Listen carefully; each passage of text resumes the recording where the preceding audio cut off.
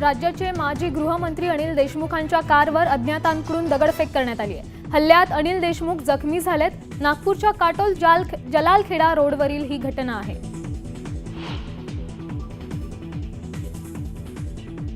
हल्ल्यामागे भाजपचे कार्यकर्ते अनिल देशमुखांचा आरोप, तर अनिल देशमुखांची ही स्टंटबाजी भाजपचा पलटवार।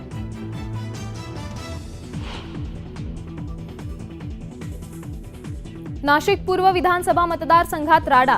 भाजपचे राहुल ढिकले आणि शरद पवारांच्या पक्षाचे उमेदवार गणेश गीतेंच्या कार्यकर्त्यांमध्ये तुंबळ हाणामारी।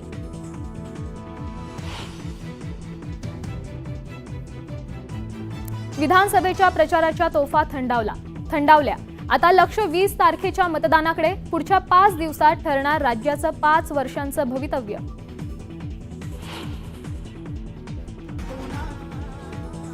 तीस वर्ष मला दिली, नंतर अजितदादांना दिली, आता युगेंद्रला साथ द्या।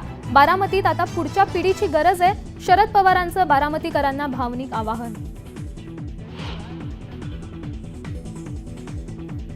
गँगस्टर लॉरेन्स बिश्नोईचा भाऊ अनमोल बिश्नोईला अमेरिकेच्या कॅलिफोर्नियामधून घेतलं ताब्यात। अनमोलला भारतात आणण्याचे प्रयत्न सुरू असल्याची देखील सूत्रांची माहिती।